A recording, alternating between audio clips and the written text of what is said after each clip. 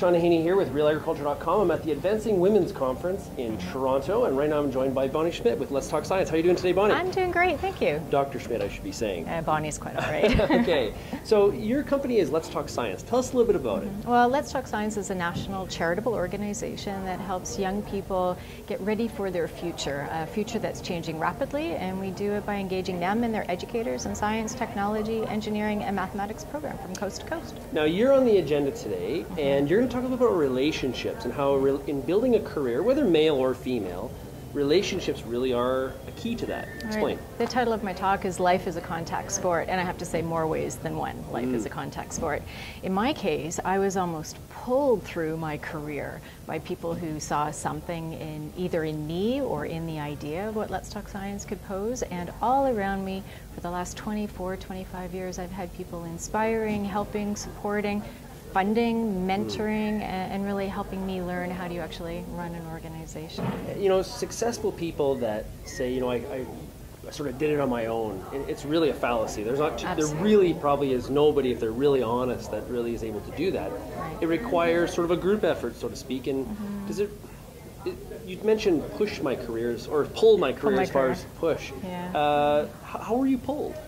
Well, it's interesting because I started Let's Talk Science while I was a graduate student, so I was doing my PhD in physiology, not in education and not in business, and I never showed any signs of being an entrepreneur. But at the time in the early 90s, there was a series of events that really inspired me to try in the London community to do something. Help open the door between the university and high schools, and it really was not anything I planned to take bigger and better. But other people who understood the bigger picture of what was happening in Canada at the time with respect to research, with respect to science education, they saw something in what I was doing and encouraged me to try to develop my ideas further in an area that I had never, ever thought I would have my career spent for the last 24 years. So what's really interesting, though, is that it's easy, well, I understand, like, you know, I pulled through and I had relationships, and a lot of that, though, really involves trust.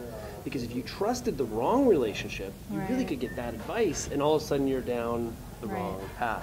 Right. How do you balance that? Well, in retrospect, I'm not entirely sure that I always had only good advice. So you really do have to understand what you want to do and what you want to accomplish. It's really important that motivation is intrinsic.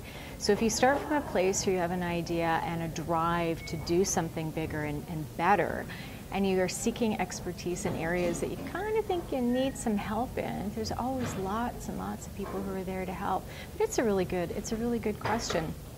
You don't always know who you can trust, and sometimes you fall down and you pick yourself back up and you go and continue talking. I think the worst thing— Why did I listen to that person? Exactly. So the most important thing is to not give up on people. Like, I have been so blessed on meeting just unbelievable people throughout my entire career, and for the most part, it's all been good. That said, too, I run a charity, and we're about trying to give kids the best education they can possibly have, so people identify with that as an issue and a mandate, and they want to help.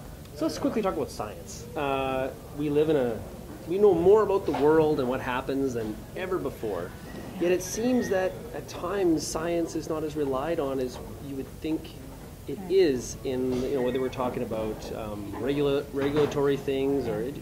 Why is this? I think that's one of the fundamental issues that we're trying to deal with is unless you are immersed in a research environment, and I didn't really come to terms with this until I was doing my own PhD, the understanding of what the nature of science is and how you can collect evidence that's meaningful is not truly understood. So many of the programs that we're doing are trying to push that kind of participation into the very youngest levels so that young people learn to ask questions that are good, provocative, thoughtful questions. They learn to identify and assess evidence so that they're not, you know, taken advantage of with wrongful claims. I think it's a critical piece that we've missed in our education system over the last century. And in some corners, agriculture is not actually even seen as part of the science areas. Like, how wrong is that? How is that even? I don't know. How could you not consider agriculture as being a science-based industry? That's right. Well, and how the technology has evolved is absolutely incredible. The genomics that the farmers need to understand in order to deal with what they're dealing with. Have we dropped biology out of science? Like, isn't biology a part of science? Absolutely, absolutely. But, you know, agricultural education is not necessarily part of the curriculum.